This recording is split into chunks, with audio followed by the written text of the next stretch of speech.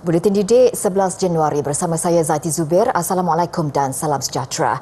Kementerian Pendidikan KPM dengan kerjasama Pertubuhan Pendidikan Saintifik dan Kebudayaan Dunia Islam ISASCO menganjurkan program bola sepak ke arah memperkasa kehidupan kanak-kanak rentan melalui aktiviti sukan.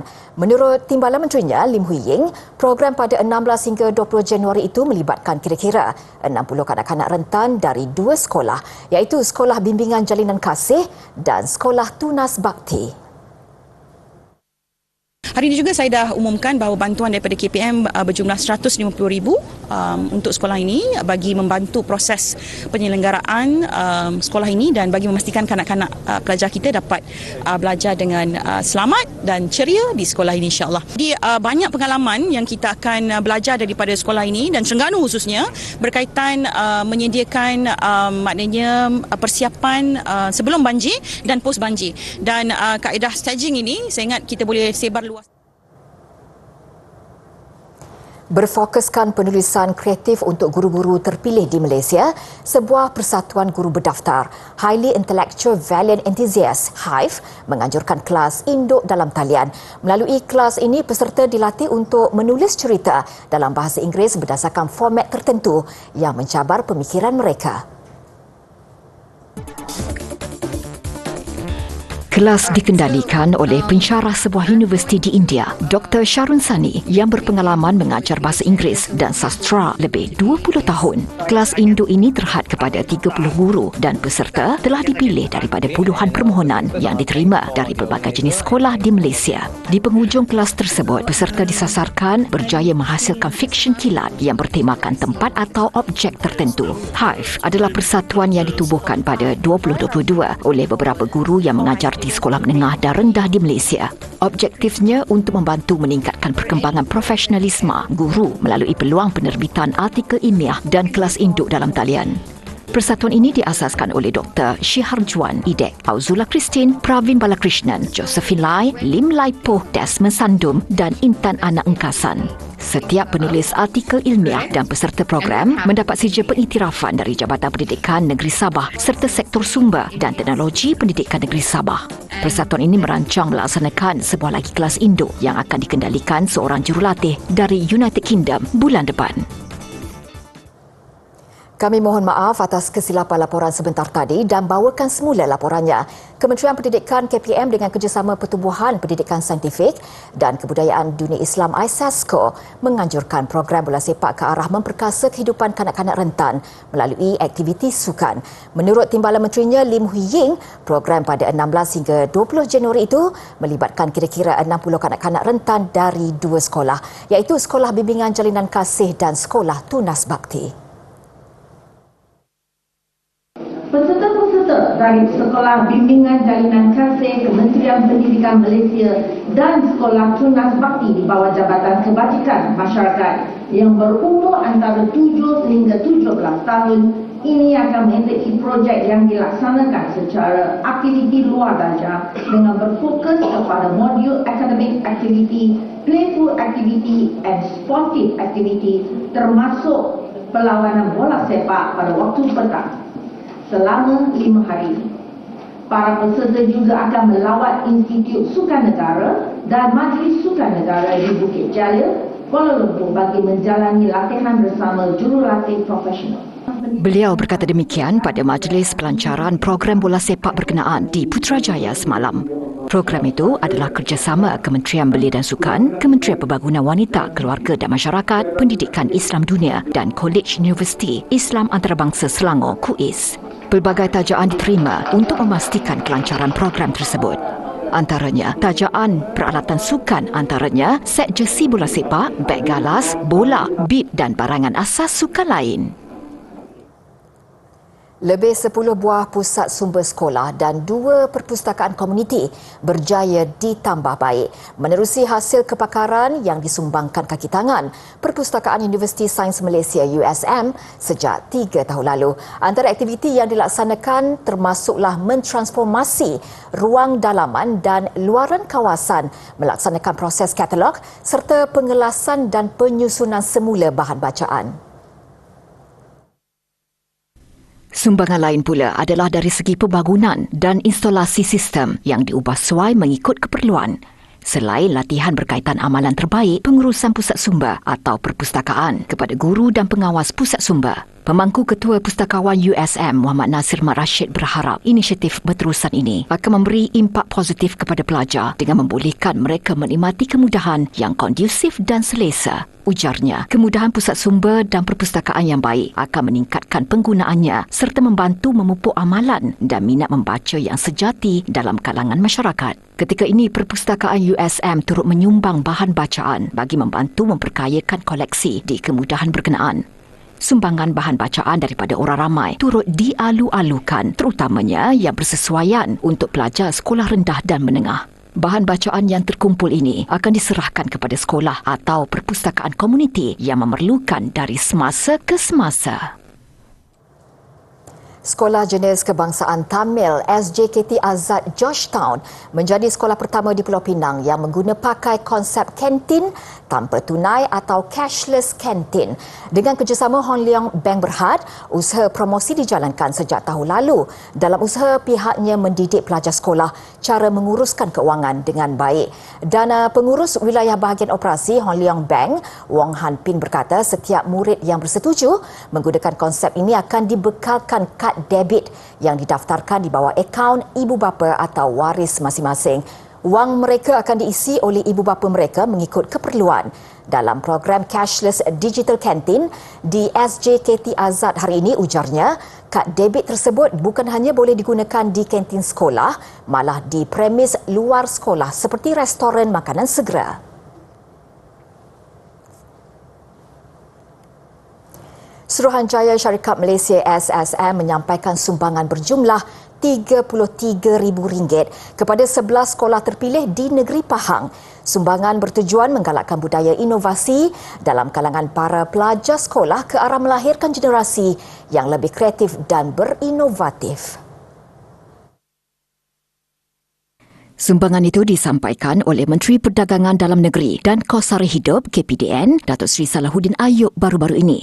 Antara sekolah yang menerima sumbangan ialah Maktab Rendah Sains Mara, MRSM Bentong, MRSM Kuantan, SMK Ketari, College Vocational Tengku Ampuan Afzan dan SMA Persekutuan Bentong. Setiap satu daripada institusi pendidikan ini menerima sumbangan RM3,000.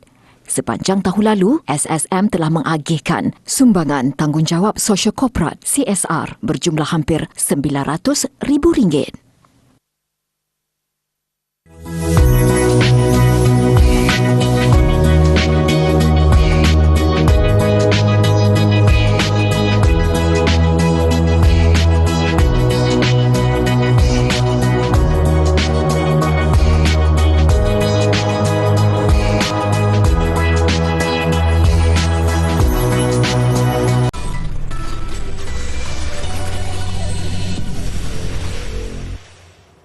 Bersua kembali, peringatan buat ibu bapa dan adik-adik yang gemar berkelah atau berrekreasi.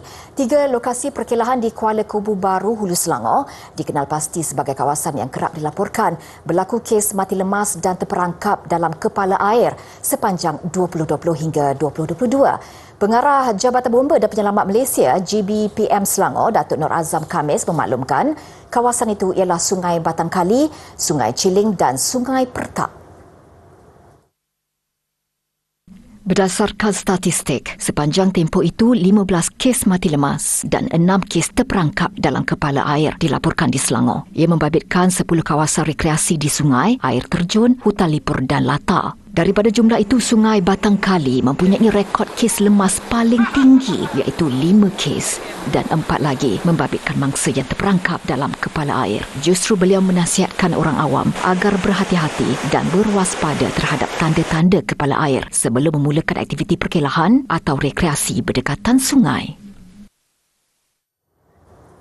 Aktris kelahiran Ipoh Perak Tan Sri Michelle Yeoh dinobatkan pelakon wanita terbaik di anugerah Golden Globe di Los Angeles, Amerika Syarikat hari ini. Yeoh 60 tahun diiktiraf menerusi lakonannya dalam filem Everything Everywhere All at Once. Dengan pengiktirafan itu, beliau muncul pelakon kelahiran Malaysia pertama merangkul anugerah Golden Globe. And the Golden Globe goes to Michelle Yeoh, Everything Everywhere All at Once. Selepas lebih 30 tahun berkecimpung dalam industri seni, akhirnya naskah Everything Everywhere All at Once menghadirkan Golden Globe pertama buat Yeoh. Pengiktirafan itu menerusi kategori pelakon wanita terbaik, musical atau komedi. 40 years not letting go of this. So just quickly, thank you, Hollywood Foreign Press, for giving me this honor. It's been an amazing journey, an incredible fight to be here today, but I think it's been worth it. Pasangan Yeoh dalam filem Everything Everywhere All at Once, Kieu Hui Kwan pula dinamakan pelakon pembantu lelaki terbaik.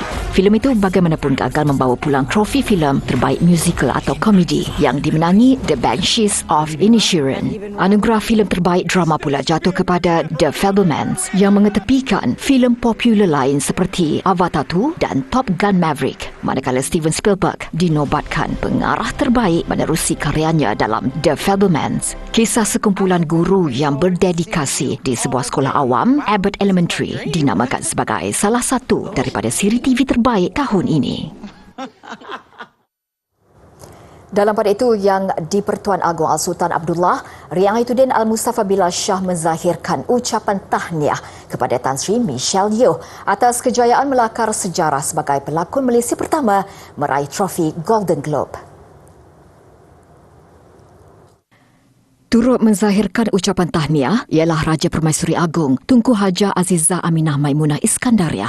Baginda berdua turut bertitah. Ia membuktikan bahawa dengan iltizam, semangat perjuangan yang tinggi dan usaha bersungguh-sungguh, rakyat Malaysia mampu bersaing dan berjaya di peringkat antarabangsa. Terdahulu, kemenangan Yeoh itu menepati ramalan penganalisis dan pekritik filem yang percaya beliau mampu menyerlah kali ini hasil persembahan mantap sebagai Evelyn Kwan Wang dalam Everything Everywhere All at Once. Malah ramai pihak percaya pada usia 60 tahun, Yeoh akhirnya mungkin mampu merangkul anugerah Oscar.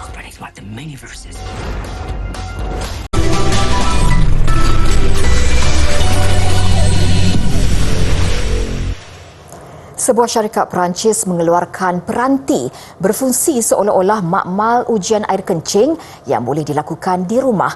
Dalam masa hanya beberapa saat, ia mampu memberi maklum balas mengenai keseimbangan badan melalui pelbagai jenis bio yang dikesan di dalam air kencing. Peranti ini mempunyai ukur lilit 90mm dan hanya perlu diletakkan di dalam mangkuk tandas. Tanpa perlu mengambil semula peranti itu, hasil ujian analisis ke atas air kencing sebaliknya akan dihantar terus ke aplikasi telefon pintar. Ini termasuk saranan yang perlu dilakukan pengguna berdasarkan data yang dikeluarkan. Urine actually has over 3,000 metabolites, so a wealth of information that today typically is not used very much because it's very difficult. Most people do not like to go and have a urinalysis. So yes, so typically people will go once a year instead of being able to have that information tested over a regular basis and be given the longitudinal data, which can give much more insights to improve health. Dikenali sebagai U-Scan, peranti ini dijadual berada di pasaran Eropah pada pertengahan tahun ini. Ia dijangka dijual pada harga sekitar $500 atau RM2,187 seunit. Blackpink muncul, artis K-pop pertama dalam sejarah yang menerajui senarai persembahan di festival muzik terkemuka Coachella di Amerika Syarikat. Awal hari ini penganjur mengumumkan secara rasmi barisan artis yang bakal membuat persembahan pada festival 6 hari itu yang akan bermula 14 April nanti. Blackpink menerajui persembahan pada 15 dan 22 April. Dua lagi artis teraju iaitu Bad Bunny dan Frank Ocean. Antara lain yang bakal beraksi ialah Gorillaz, Becky G, Rosalia dan Jackson Wang. Untuk rekod, Blackpink pernah membuat persembahan di Coachella pada 2019.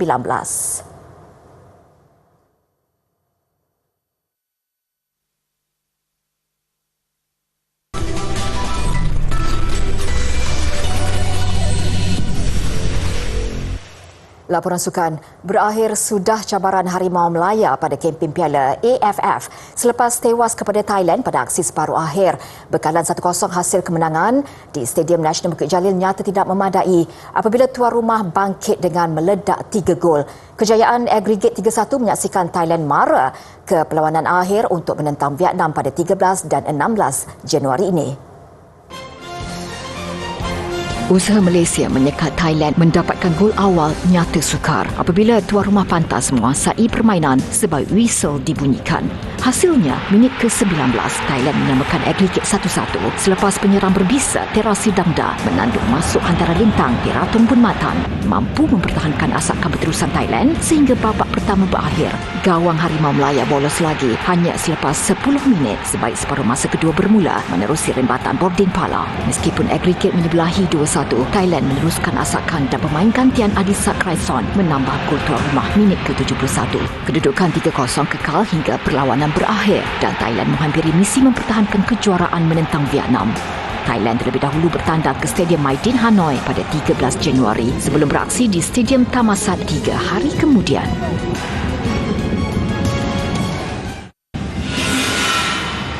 Berat mata memandang, berat lagi bahu memikul. Kecewa penyokong menyaksikan kegagalan di Stadium Thammasat. Kecewa lagi perasaan pemain yang cuba sedaya upaya merealisasikan impian rakyat Malaysia menyaksikan mereka ke pentas final. Saya sebagai kapten, saya mohon maaf kepada semua rakyat Malaysia. Kita gagal ke final, tapi ini yang kami dah cuba yang terbaik. Kami ikhlas dengan perjuangan kami. Kami bersatu untuk membawa pasukan kebangsaan ke final. Tapi kita tahu bukannya mudah sebenarnya kita berlawan dengan Thailand. Dia orang different level dengan kita. Bagi pemain pertahanan bertubuh kecil Syarul Nazim Zulpaka, apa yang dilalui satu pengalaman berharga dan tekadnya untuk memperbaiki kelemahan menjelang misi Harimau Melaya di Piala Asia 2023. Semestinya kekalahan ini kita tak boleh nak terima sebab first league kita dah menang. Kita cuba, saya dan rakan-rakan dah cuba buat yang terbaik dalam padang, tapi itulah bola sepak, kita kena terima kekalahan apa semua. So saya rasa inilah titik permulaan bagi kami. InsyaAllah dengan orang kata lepas ni ada Piala Asia, insyaAllah kami akan perbaiki mana yang kelemahan yang kami ada. Dalam sejarah Piala AFF, 4 kali Malaysia mara ke perlawanan akhir dengan pencapaian terbaik muncul juara pada edisi 2010.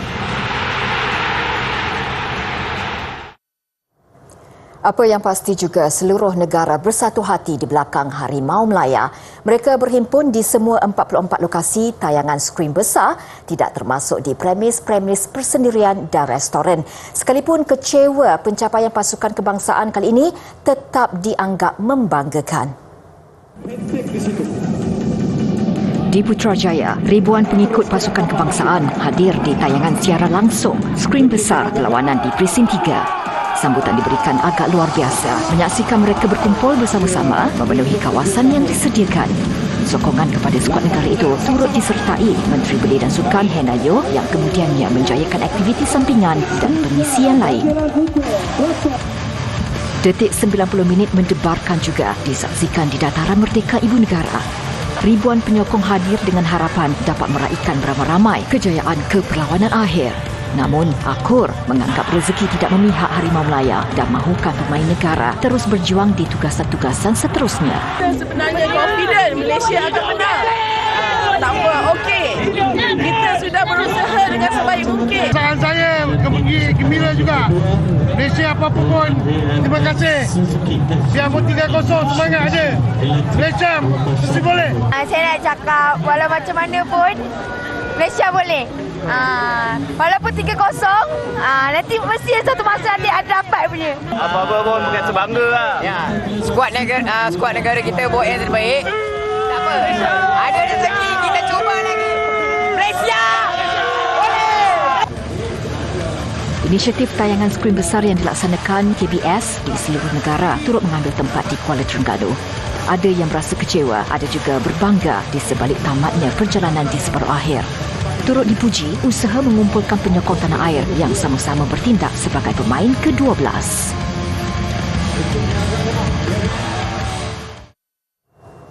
Semangat kesukanan tinggi yang dipamerkan penyokong bola sepak negara Ultras Melaya yang hadir di Stadium Thammasat pula mencuri tumpuan dan mendapat pujian Persekutuan Bola Sepak Antarabangsa FIFA.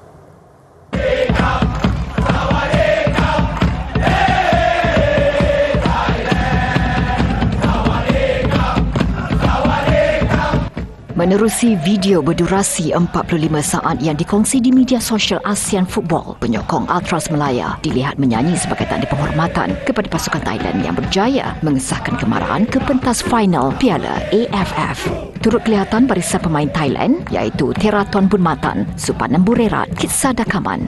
Tidak ketinggalan pengurus Nuapan Lamsam atau lebih dikenali sebagai Madam Pang yang jelas ceria dan gembira dengan penghormatan yang diberikan.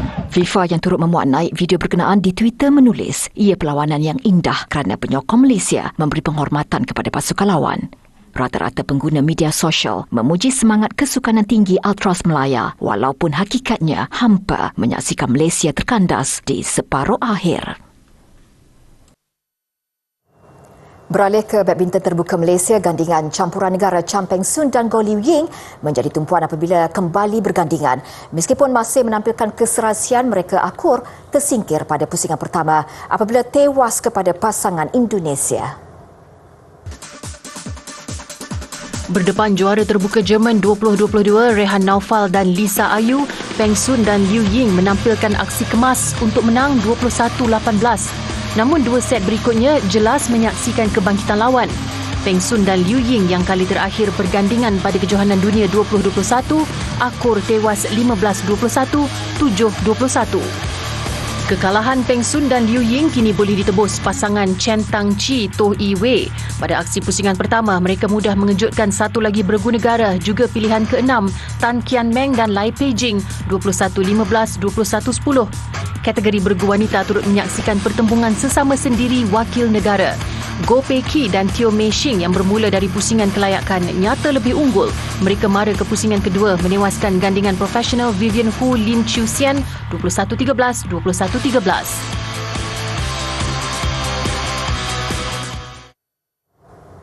Paparan Festival Belon Gergasi di Colombia mengakhiri Buletin DJ. Saya Zaiti Zubir, salam hormat dan kita jumpa lagi.